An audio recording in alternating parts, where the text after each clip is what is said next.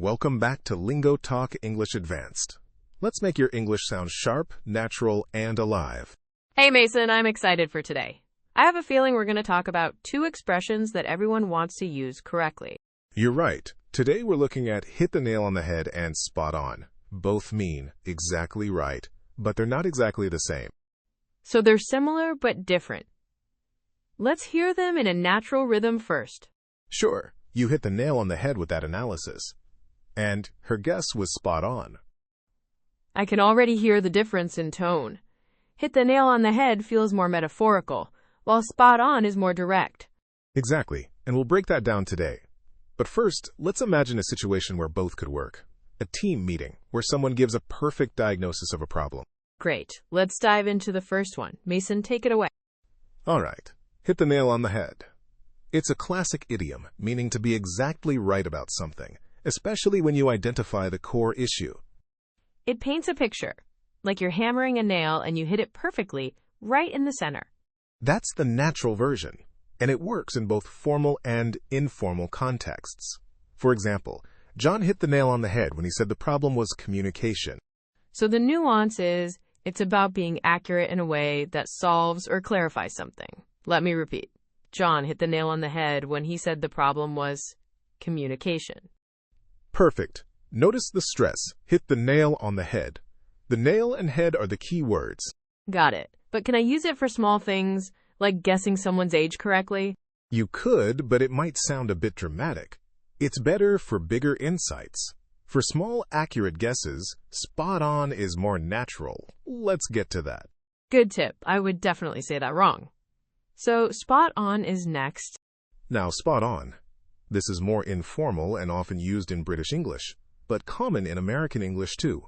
It means exactly correct or precisely right.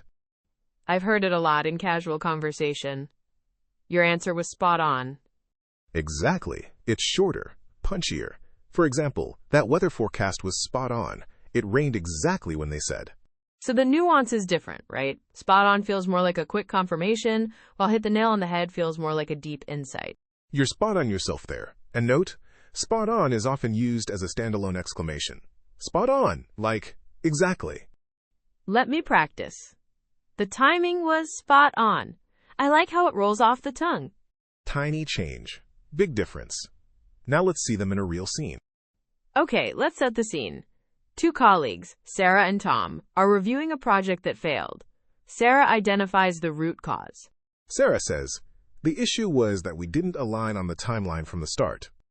Tom responds, you hit the nail on the head. That's exactly what went wrong. Later, the manager asks for a quick take on a new proposal. Tom says, Sarah's estimate for the budget was spot on. So the first uses hit the nail on the head for a deep analysis. The second uses spot on for a precise numerical accuracy. Exactly. You could swap them, but it would change the tone. The budget estimate hit the nail on the head would sound a bit heavy for a number. Right. Now I'm starting to feel the difference. Let's compare them more directly. So Mason, could I swap these in most situations? Or is there a clear rule? You're close. Very close. But here's the rule of thumb. Use hit the nail on the head when someone identifies the core problem or gives a profound insight. Use spot on for anything that is simply correct, especially in a more casual way. So if someone guesses my age exactly, I should say, spot on not, hit the nail on the head? Spot on. Unless you think they've uncovered a deep truth about your aging process. Then hit the nail on the head might work. That's a funny way to remember it. So spot on is for surface level accuracy, hit the nail on the head is for deeper truth. That's the natural version. And another memory trick. Think of a nail. It's a heavy hit. Spot on is like a light dot. Okay, that actually changes everything. I'll remember that. Let me try a mistake. I might say, the weatherman hit the nail on the head when he said it would be sunny. Is that wrong? It's not wrong, but it's a bit heavy for a simple weather prediction. More natural would be, the weatherman was spot on. It's lighter. Okay, so I overdid it. What about this? Her comment was really spot on the issue. Ah, that's a common mistake. Spot on is usually a standalone adjective phrase. You don't say spot on the issue. You say spot on. or spot on regarding the issue, but even that is a bit stiff. So it's better to say her comment was spot on, or she was spot on about the issue. Exactly. And with hit the nail on the head, you can say hit the nail on the head with something or about something. It's a verb phrase with an object in the metaphor. So I should remember. Hit the nail on the head is a verb idiom. Spot on is an adjective phrase. Let's make it sound human. Practice. You hit the nail on the head with that analysis. Your analysis was spot on. I will definitely remember that. Now let's polish the native sound. One cultural note. Hits the nail on the head is very common in business and problem-solving contexts. It's a staple in meetings. And spot on? I hear it in casual conversation, even in text messages. Yes, and in British English, it's extremely common. Now, pronunciation tip for spot on. The, t, at the end of hack, spot, often links to the, o of on. So it sounds like spoton in fast speech. So spot on becomes spoton. Let me try.